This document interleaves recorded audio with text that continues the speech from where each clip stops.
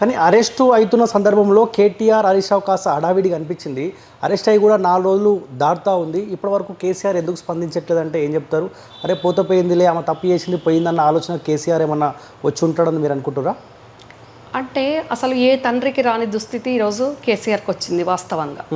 ఎందుకంటే ఒక ఉద్యమకారునిగా 2 సార్ల ముఖ్యమంత్రిగా పనిచేసిన వ్యక్తి తెలంగాణ బాపు తెలంగాణ నేను తెచ్చినా అని చెప్పించుకున్న వ్యక్తికి ఈరోజు కల్వకుంట్ల వంశము అంటే కల్వకుంట్ల ఆడబిడ్డ అంటే ఈరోజు తూచి అనే పరిస్థితి వచ్చేసింది అని ఆయన ఏం మాట్లాడలేని పరిస్థితి. ఆయన కొంచెం కొస ఊపిరిలో ప్రాణం ఉంది. ఈరోజు పార్టీ పరిస్థితి చూస్తున్నాం మనం, ఈ స్కామ్ల పరిస్థితి చూస్తున్నాం. ఒకదాని వెనుకొకటి మంత్రులై కుటుంబ సభ్యులై ప్రతి ఒక్కటి, ఇటు టానిక్ ఇటు లిక్కరు ట్యాపింగ్, అసలు ప్రతి ఒక్కటి ఎట్లా అంటే చుట్టుముట్టుతున్నది. ఒక సమస్య కాదు, ప్రతి సమస్యతోటి సెకండ్ సతమతం అయిపోతున్నారు ఈరోజు కేసీఆర్. ఆయన ఒక తండ్రిగా ఇక్కడ బీఆర్ఎస్ అధ్యక్షుడు కాదు, మాజీ ముఖ్యమంత్రి కాదు, ఏది కాదు, ఒక తండ్రిగా ఏం రావాలి, ఏం స్పందించాలి దీని మీద. ఆయనకు బయటికి మొహం చూపెట్టుకోలేక, దీని గురించి మాట్లాడలేక, ఏం చెప్పలేని అయోమయం. అక్కడ చెప్పడానికి ఏం లేదు అసలు. అక్కడ అంత మంచి కనిపిస్తూ ఉంది కదా. ఈరోజు లిక్కర్ స్కామ్ గురించి 10 ఏళ్ళ బాలుని అడిగినా కానీ ఏం జరిగింది అని తెలిసే పరిస్థితిగా ఆ స్కామ్ జరిగింది. కాబట్టి ఇప్పుడు ఆయన ఏం చెప్పాలా? ఒకవేళ కవిత నిర్దోషిగా బయటికి వచ్చిన రోజు ఇది కావాలని చేసిండ్రు, బీఆర్ఎస్ పార్టీని అంతం చేయడానికో నా బిడ్డను పావుగా వాడుకున్నారు అని అప్పుడు చెప్తుండొచ్చు. కానీ ఇప్పుడు చెప్పడానికి మాటలు లేవు కేసీఆర్ గారి దగ్గర. ఎందుకంటే ఆయన చాలా సతమతం అవుతున్నారు. ఆయనకు అన్ని స్కాములు, ఫోన్ ట్యాపింగ్ కానీ, టానిక్ కానీ, ఇంకా మంత్రులు చేసిన ఇంకెవ్వరు చేసిన స్కామ్లు స్కీములు వాటి గురించి ఆయనకు ఇబ్బంది లేదు. కానీ ఈరోజు ఒకటి కవిత చేసిన లిక్కర్ స్కామ్ గురించే చాలా పీకల లోతుల్లో ఇబ్బందులు ఉన్నారు. ఏం చేయాలనో ఆయనకు, ఎవరితోటి ఏం మాట్లాడాలి, ఎటు చేయాలి, దీని నుంచి ఎట్లా బయటపడాలి అనేది కూడా అక్కడ లేదు. అక్కడ బయటపడడానికి కూడా ఛాన్స్ లేని పరిస్థితి ఉంది. ఆయన స్పందించట్లేదు దాని మీద. సో ఇప్పుడంతా బయటకు వచ్చే అవకాశం ఉన్నట్టు అనిపిస్తుందా మీకేమన్నా? డెఫినెట్గా వీళ్ళకున్న బంధువులైన అడ్వకేట్స్ కానివ్వండి, సుప్రీంకోర్టు లెవెల్ అడ్వకేట్స్ తోటి ఏదో ఒక రకంగా దీన్ని అరెస్ట్ ఆపించుకోవాలి, బయటకు రావాలని ప్రయత్నించారు, ఇంకా కూడా ప్రయత్నిస్తున్నారు. కానీ ప్రతిరోజు అంత మంచిగా మొన్నటి నుంచి అరెస్ట్ చేయకముందు నుంచి చేసినప్పటి నుంచి మనకు కనబడుతూనే ఉన్నది. ఏ రకంగా ఆధారాలు ఉన్నాయి, ఎట్లెట్లు ఉన్నాయి. ఇప్పుడు అప్రూవర్గా అయిపోయిన 13 మంది 13 రకాలుగా ప్రతిదీ కవిత పార్టిసిపేషన్ ఏంది అనేది వాళ్ళు చెప్పిండ్రు కదా. కాబట్టి చాలా కష్టంగా ఉంది. ఎందుకంటే అంత ఈజీగా మనము కనిమొలిని చూసినాము, అట్లా చాలామందిని చూసాం కదా ఏం జరిగింది అనేది. మరి కనిమొల్లి లాంటి అప్పుడు కూడా కనిమొల్లికి అక్కడ కరుణానిధి గారు ముఖ్యమంత్రి ఉన్నా కానీ కనిమొల్లి కూడా ఉంది. కాబట్టి మరి ఇప్పుడు అంత ఈజీగా బెయిల్ వచ్చే పరిస్థితి అయితే కనిపిస్తలేదు. కానీ మీ కాంగ్రెస్ పార్టీ సంబంధించిన నాయకులు పదే అంటూ ఉన్నారు, బీజేపీ ఎంపీ ఎలక్షన్ల కోసం మెజార్టీ సీట్లు గెలవడం కోసమే కల్వకుంట్ల కవితను ఒక పావుగా వాడుకుంటున్నారు, అందుకే ఆమె లిక్కర్ స్కామ్లో అరెస్ట్ చేసినారని మీ పార్టీలో కొంతమంది అంటారు. మీరు దీన్ని సమర్థిస్తూ ఉన్నారా? కవిత తప్పు చేసినంటారా, లేకపోతే బీజేపీ అవసరం కోసం కవితను అరెస్ట్ చేశారని మీరు అనుకుంటున్నారా? ఇక్కడ రాము, వ్యక్తిగతం వేరు, రాజకీయం వేరు. డెఫినెట్గా కాంగ్రెస్ పార్టీ అట్లనే అంటది, అట్లనే అనాలి కూడా. ఎందుకు అని అంటే ఇప్పుడు ఇది అసెంబ్లీ ఎలక్షన్లకు ముందు కాదు, కేవలం ఇప్పుడు కాంగ్రెస్ పార్టీ అధికారంలోకి వచ్చినాక ఇది లోక్సభ ఎలక్షన్స్కు ముందే ఆగ మేఘాల మీద అప్పటికప్పుడే వాళ్ళు సడన్గా రావడము, సర్చ్ అని, వాళ్ళు వచ్చేంత వరకు కూడా తెలియదు. మీ మీడియాకి తెలిసినాకనే మా పార్టీకి తెలుసుద్ది, వాస్తవం కూడా జరిగింది అదే.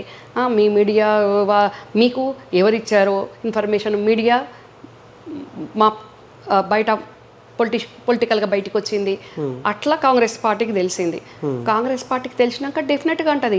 ఆ రోజు ఎట్లా అంటే అసలు వాళ్ళు రావడము, 11 గంటలకు రావడంతో సర్చ్లు అనడము, ఇమీడియట్గా ఇంట్రాగేషన్ అని, సాయంకాలంకి అరెస్ట్ అనడము, తీసుకెళ్ళడము, అదంతా చూస్తూ ఉంటే దేనికి సంకేతం?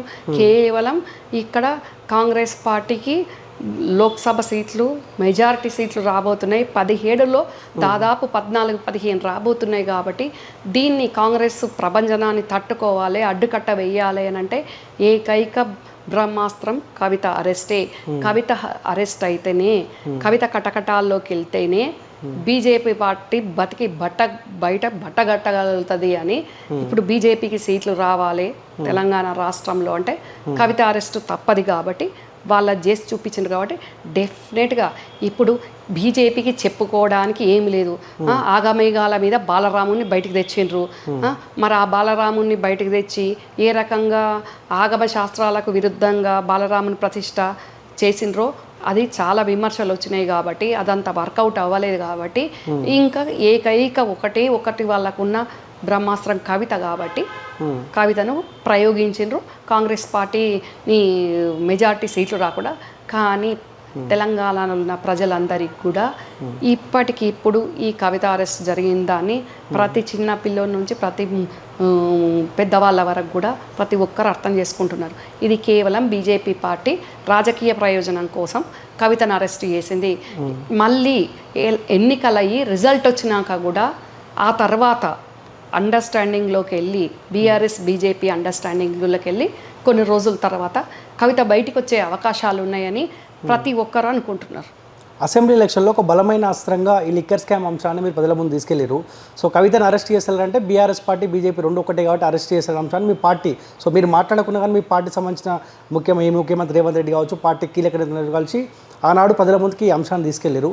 ఇప్పుడు రాబోయే ఎంపీ ఎలక్షన్లో భారతీయ జనతా పార్టీ చెప్తుంది కవితను అరెస్ట్ చేసినాం, ఈడీ అధికారులు మాకు అనుసంధానంలో పనిచేయరు, సందర్భం వచ్చిన కాబట్టి కవితను అరెస్ట్ చేసారు.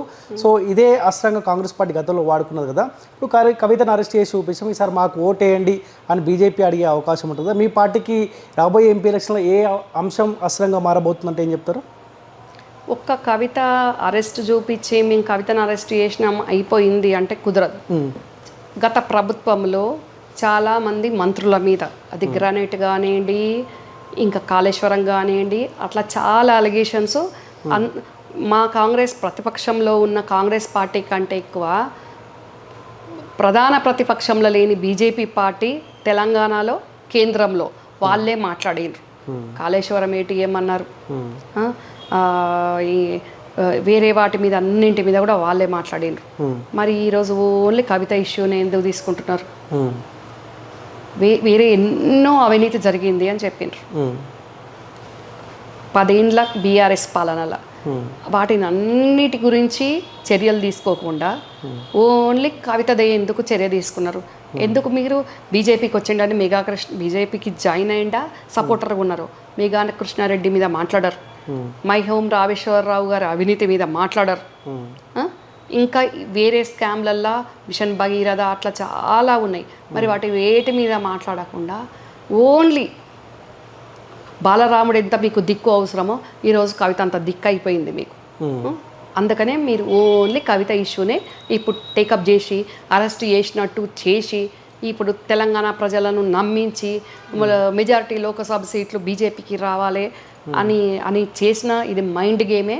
డెఫినెట్గా నేను కానీ కాంగ్రెస్ పార్టీ కానీ భావిస్తుంది, తెలంగాణ ప్రజలు కూడా ఆ రకంగానే భావిస్తారు.